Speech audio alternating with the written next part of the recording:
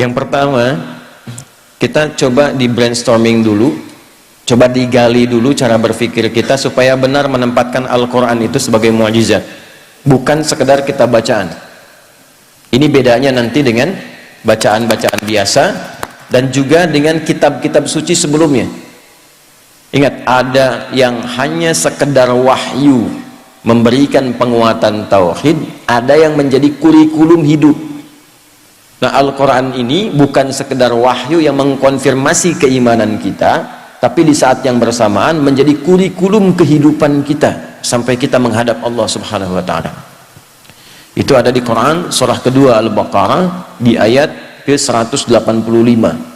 Saking istimewa dan tingginya dipilihkan di malam terbaik, di hari terbaik, di bulan terbaik, oleh malaikat terbaik kepada Rasul terbaik.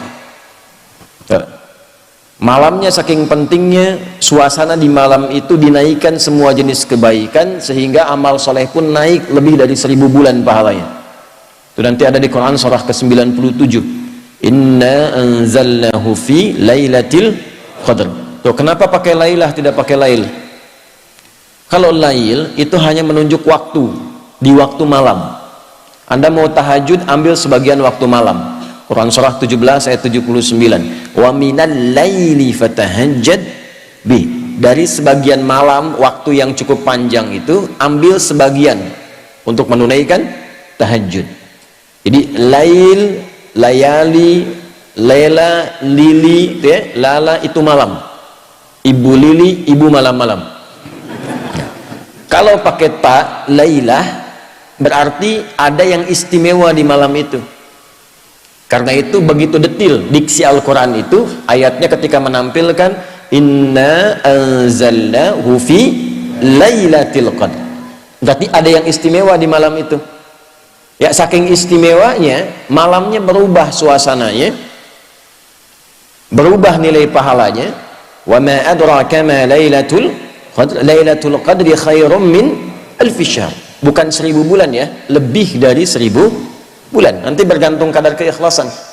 Kalau yang berhitung 1000 bulan ya dikasihnya 1000 bulan. Ya, kalau tidak pernah berhitung, Allah berikan pahala tanpa hitungan. Harinya ketika turun itu Jumu'ah, menjadi sayyidul ayyam. Bulannya Ramadan, syahrul Ramadan alladzi unzila fihil Quran. Malaikatnya ketika menerima Al-Quran langsung berubah jadi sayyidul malaikah, ya, Jibril, Ruhul Amin. Nabi ketika menerima itu menjadi sayyidul anbiya'i wal mursalin. Tidak ada yang menerima Al-Quran dalam suasana apapun kecuali berubah jadi istimewa.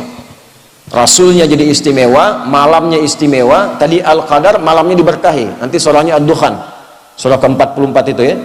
Ya, inna anzalnahu fi lailatin mubarakah. Anda bayangkan.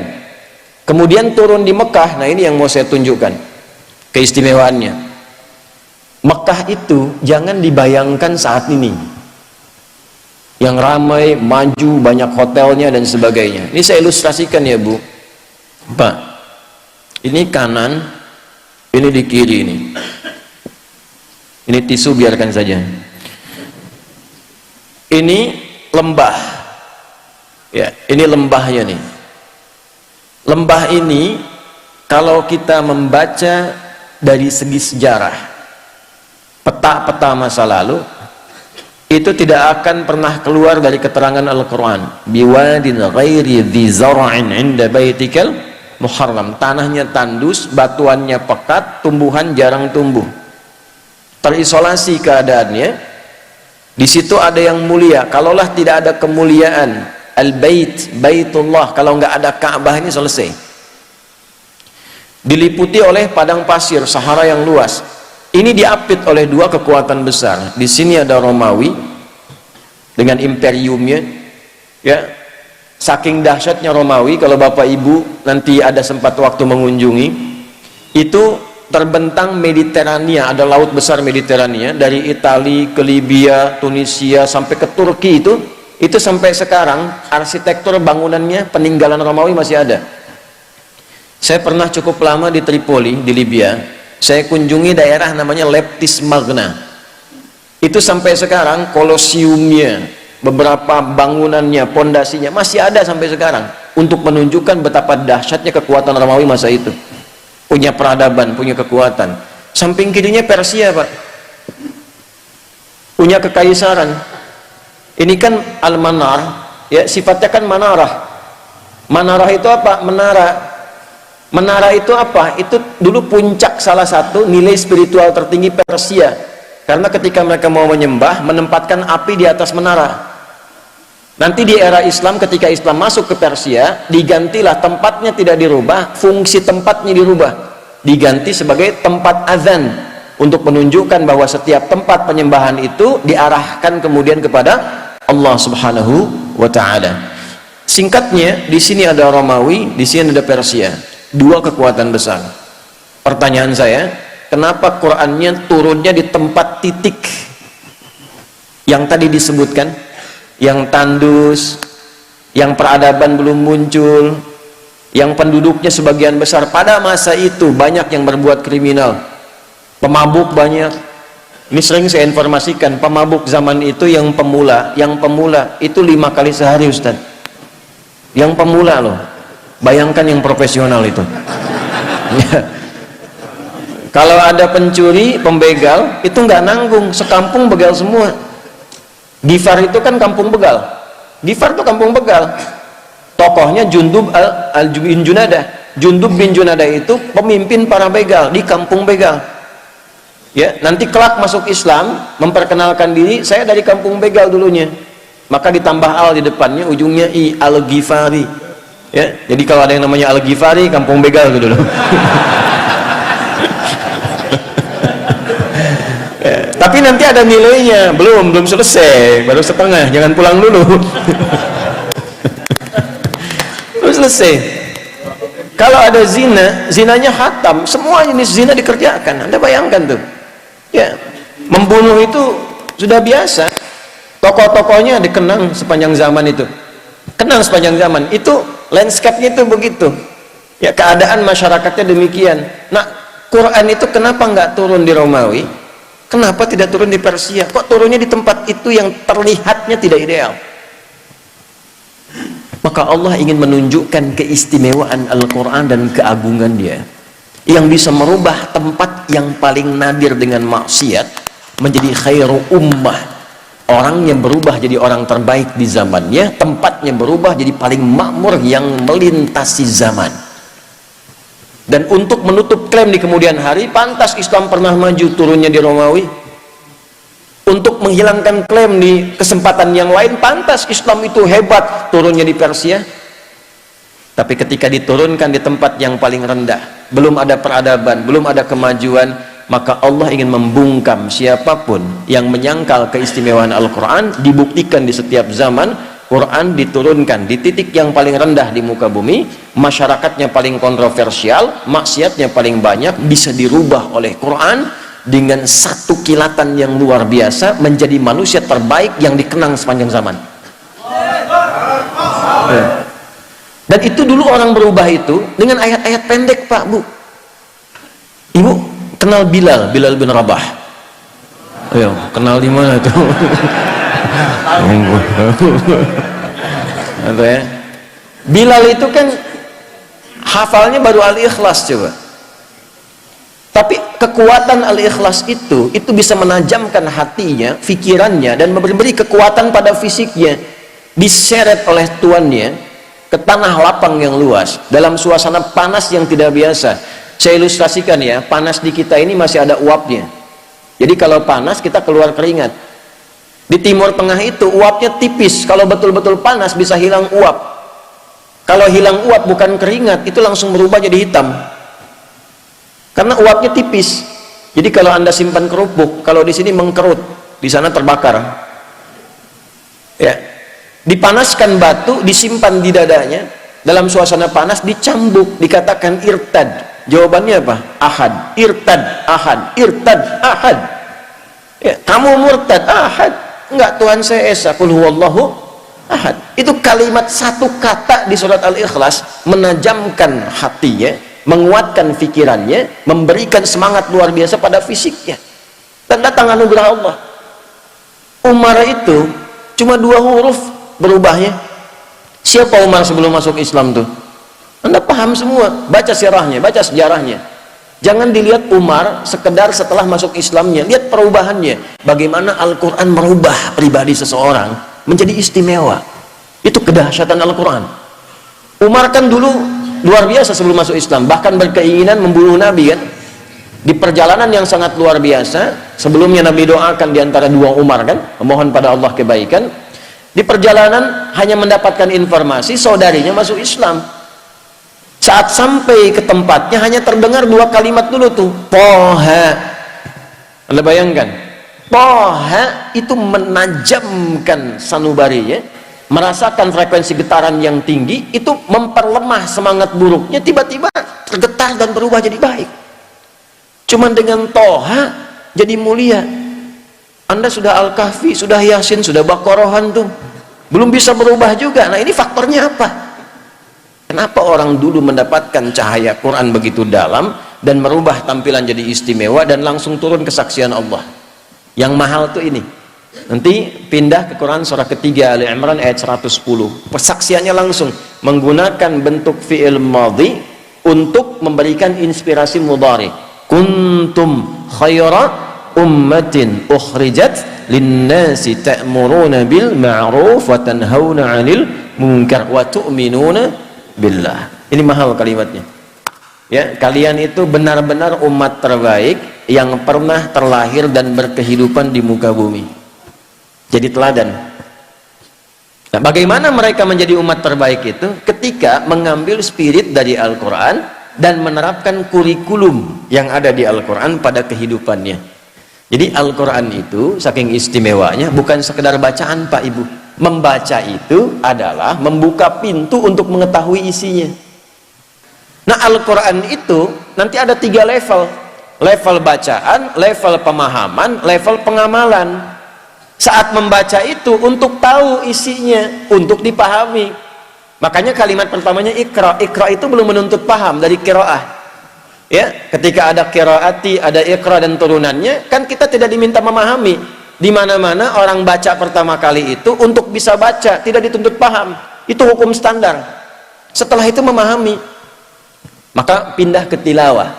Tilawah itu, Bapak Ibu sekalian, bukan sekedar baca, tapi membaca, memahami apa yang dibaca. Setelah periode Nabi diisi dengan wahyu, setelah itu dialihkan tahapnya dari qiraah ke tilawah. Ketika ada praktek ibadah dan muamalah, langsung berubah jadi tilawah, bukan qiraah lagi. Ya, contoh, sholat ini. Sholat itu ketika ayatnya turun berupa perintah penunaian, itu iringan kalimatnya bukan qiraah lagi, tapi tilawah. Buka Quran surah ke-29, Al-Ankabut ayat ke-45. Saya yakin umumnya jamaah hafal tengah-tengahnya, tapi awalnya jarang dibaca. Ini yang tengahnya nih. Innas salata tanha. Apa awal ayatnya? Oh, kan? Awal ayatnya utlu ma uhiya ilaika minal kitab wa aqimis salah. Innas salata tanha 'anil fahsya'i wal munkar. Utslu kata perintah dari kata tilawah. Tala yatslu tilawatan utslu. Wahyu pertama, iqra bismi rabbikal ladzi khalaq. Setelah terkumpul wahyu ada perintah ibadah, utslu. Apa bedanya qiraah dengan tilawah? Kenapa turun qiraah di awal iqra bukan utslu? Karena qiraah itu hanya perintah untuk menghadirkan apa yang diingat atau membaca yang di hadapan tanpa menuntut memahami apa yang dibaca itu. Kenapa wahyu pertama itu iqra bukan utslu? Karena Nabi Muhammad itu jangankan paham, baca aja nggak bisa. Gitu. Salah kalau tilawah di awal utslu, itu menunjukkan ada bacaan. Makanya Nabi mengatakan iqra ma'ana biqari. Saya nggak bisa baca, saya nggak punya hafalan, saya nggak pernah sekolah, saya nggak punya guru. Kenapa dibuat Nabi itu oleh Allah ditetapkan ummi? Untuk menunjukkan Qur'annya orisinil, bersumber dari Allah. Litakidi ummiyati Muhammad sallallahu alaihi wasallam, untuk menguatkan Nabi itu seorang ummi, untuk menunjukkan pada semesta bahwa Al-Quran itu orisinil firman Allah, tidak ada campur tangan Nabi Muhammad di dalamnya. Pernah nggak ngaji ayat Quran yang membimbing bisnis itu apa? Hadis-hadisnya apa? Keluarkan Kitabul Buyu'. Bimbingan dari Al-Quran dan hadis mengantarkan pada bisnis yang sukses dan membahagiakan. Tidak pernah ada sahabat, tidak pernah ada tabi'in, dan orang-orang sukses yang kita kenang sebagai orang kaya luar biasa yang mengamalkan petunjuk itu dalam pekerjaannya, kecuali dagang dan bisnisnya tidak pernah kembali modal. Selalu kembali untung. Tidak pernah kembali modal, selalu untung. Ya, saya mengatakan ini karena saya meriset, Pak. Saya riset, Abdurrahman bin Auf itu pernah saya riset. Dari mulai modal pakaian, mempraktekkan petunjuk bisnis dalam Al-Quran, dipraktekkan petunjuk nabinya, jadi orang paling kaya di masanya, yang kalau kita hitung valuasi hartanya, nilai hartanya di era sekarang, itu saat meninggal mewariskan 14.000 triliun. Utsman bin Affan radhiyallahu ta'ala anhu, asetnya masih ada sampai sekarang. Anda kalau umrah lewat itu, ya, jalur itu pasti melewati satu hotel warnanya krem, itu tulisannya jelas wakaf Utsman bin Affan radhiyallahu ta'ala anhu, wakaf. Bisa nggak Anda membayangkan dari satu sumur, ada kebun di situ, satu sumur diwakafkan, lalu berganti masa dialih fungsikan, itu sekarang jadi hotel, dibukakan akun di Bank Saudi atas nama Utsman bin Affan radhiyallahu ta'ala anhu. Setiap ada penghasilan dimasukkan ke situ, disodakohkan untuk kepentingan umat Islam. Orangnya sudah wafat 15 abad yang lalu, nggak ada orangnya, akunnya ada. Kita orangnya ada, akunnya nggak ada. Mari cek. Nah, itu yang merubah itu apa? Al-Quran. Sehingga sahabat itu, mereka punya passion, punya bakat, dialirkan dan jadi pilihan. Kan 4 ya, Anda tinggal lihat di 4 ini. 1 kedudukan, ilmu, yang kedua 3 harta, yang keempat tenaga. Anda mau pilih yang mana? Tentukan salah satu. Tentukan salah satu dari 4 ini. Ya, di kedudukan silahkan. Ya, dari yang paling tinggi misalnya dari presiden, jadi gubernur, jadi wali kota sampai ke bawahnya terus gitu. Nanti lihat belajar pedomannya bagaimana jadi pemimpin yang baik, turunkan. Maka di situ kita punya tokohnya, ada Abu Bakar, ada Umar dan turunan-turunannya, sejahtera. Setiap di copy paste di generasi setelahnya makmur, karena memang tidak dibatasi di waktu tertentu. Silahkan Anda cek di era Umar bin Abdul Aziz, kan bukan eranya sahabat, hebat juga, luar biasa juga, sampai masa keemasan dibawa. Terbalik ketika Qurannya ditinggalkan, malas ngajinya, hadisnya jauh, selesai, jatuh. Silahkan cek dalam sejarah masa-masa keemasan orang-orang Islam pada masa itu ketika dekat dengan Al-Quran. Ulamanya masih didengar, dijaga, diamalkan, ilmuwan makin banyak, sampai ke Andalusia, sampai di Iberia, sampai Mensibwa, sampai disebutkannya peradaban Islam di Spanyol, peradaban Islam di Portugal, peradaban Islam di A, B, C dan sebagainya.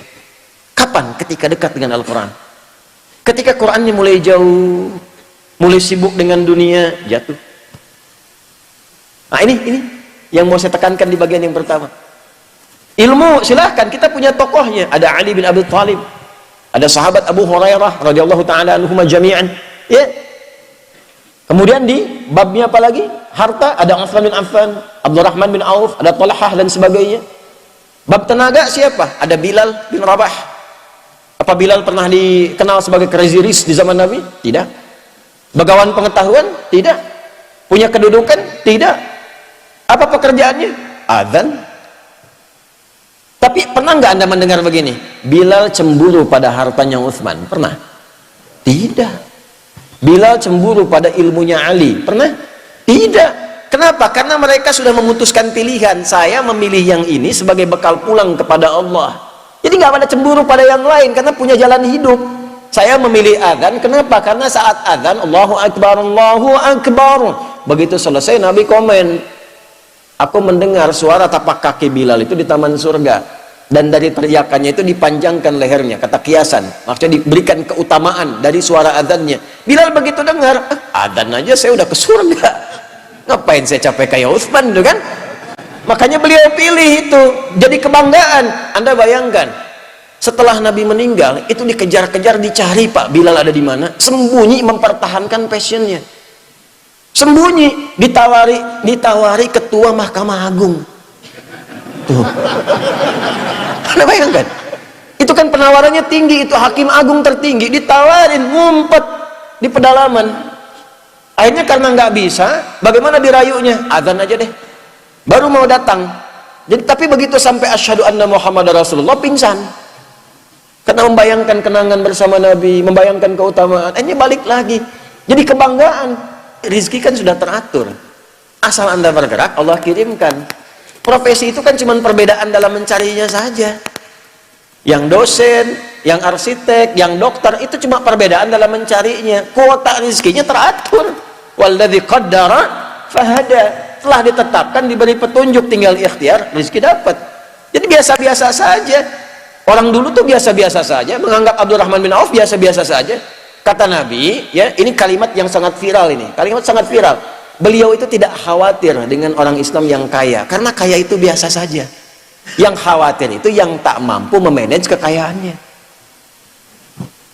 Jadi biasa-biasa saja, tidak usah berlebihan. Sama saja dengan yang ngambil tenaga, dengan yang ngambil ilmu, dengan yang ngambil kedudukan. Yang membedakan cara memanage, cara mengolahnya. Kalau kita punya fikihnya jadi kebanggaan. Oh, Bapak cuma adzan? Iya, saya punya sanad ke Bilal bin Rabah. Bacakan hadisnya. Dan itu kan jadi kebanggaan tersendiri. Fikihnya ada, jalannya ada. Nah, ini yang ingin saya tekankan dari nilai-nilai Al-Quran.